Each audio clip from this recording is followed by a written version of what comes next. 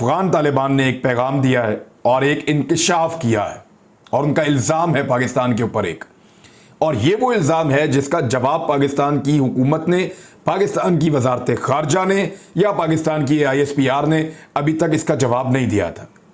हमें यह बताया गया था कि पाकिस्तान की सरजमीन किसी मुल्क को इस्तेमाल करने की इजाज़त नहीं दी गई।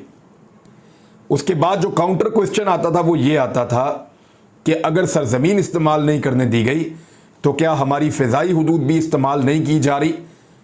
इसके बारे में ज़रा क्लियर कर दें। इस मामले को क्लियर नहीं किया गया था।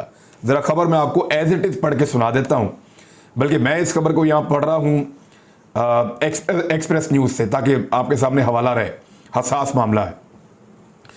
तालिबान के कायम मकाम वज़ीर दिफा ने इल्ज़ाम आयद किया है कि पाकिस्तान ने अमरीकी ड्रोन्स को अफ़गानिस्तान तक रसाई देने के लिए अपनी फ़िज़ाई हुदूद इस्तेमाल करने की इजाज़त दी है। अल जज़ीरा की रिपोर्ट के मुताबिक कायम मकाम वज़ीर दिफा मुल्ला मोहम्मद याकूब ने काबुल में एक न्यूज़ कॉन्फ्रेंस में सहाफ़ियों को बताया कि अमरीकी ड्रोन पाकिस्तान के रास्ते अफ़गानिस्तान में दाखिल हो रहे हैं। उन्होंने कहा कि हमारी मालूमात के मुताबिक ड्रोन पाकिस्तान के रास्ते अफ़गानिस्तान में दाखिल हो रहे हैं। वो पाकिस्तान की फ़िज़ाई हुदूद इस्तेमाल करते हैं। हम पाकिस्तान से कहते हैं कि अपनी फ़िज़ाई हुदूद हमारे खिलाफ इस्तेमाल ना करें। दूसरी जानिब पाकिस्तान की वजारत खारजा ने फौरी तौर पर तबसरा करने से गुरेज किया है। अच्छा, इससे कबल पाकिस्तानी हुकाम ने जो पहले ड्रोन हमला हुआ था जिसके अंदर अहमद ज़वाहिरी को मारा गया था, इसमें मुलव्वस होने या इसके बारे में इल्म होने की तरदीद की थी पहले पाकिस्तान ने, और अब अमेरिकन भी खामोश हैं, पाकिस्तानी भी खामोश हैं।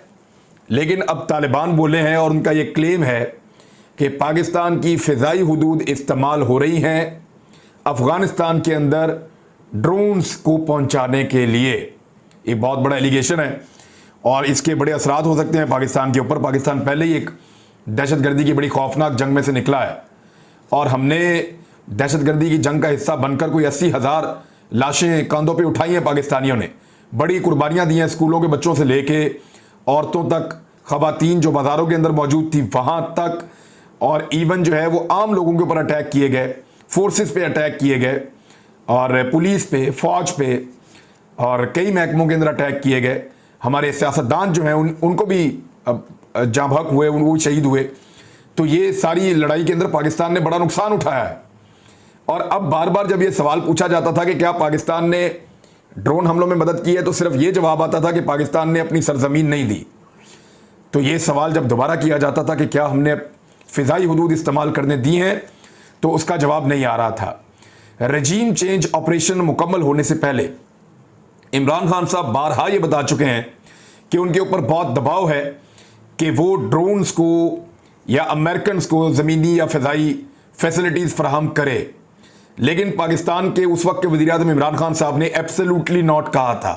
उन्होंने कहा था ना तो मैं अड्डे दूंगा और ना मैं फ़िज़ाई रास्ता दूंगा, क्योंकि मैं अपने लोगों को एक नई जंग में नहीं झोंक सकता। उसके बाद उनकी हुकूमत ख़त्म हो गई, एक पूरा रजीम चेंज का ऑपरेशन हुआ और अब तालिबान की जानिब से यह इल्ज़ाम आया है कि पाकिस्तान की फ़िज़ाई हुदूद को अफ़गानिस्तान के खिलाफ ड्रोन हमलों के लिए या ड्रोन्स को वहाँ पहुँचाने के लिए इस्तेमाल किया जा रहा है। It is very serious.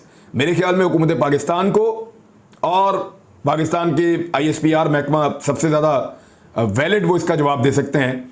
इनको इस पे जो है वो बताना चाहिए कि अफ़गान तालिबान गलत बयानी से काम ले रहे हैं, इस इंफॉर्मेशन के अंदर सदाकत है या नहीं, वो इसके ऊपर बात कर सकते हैं।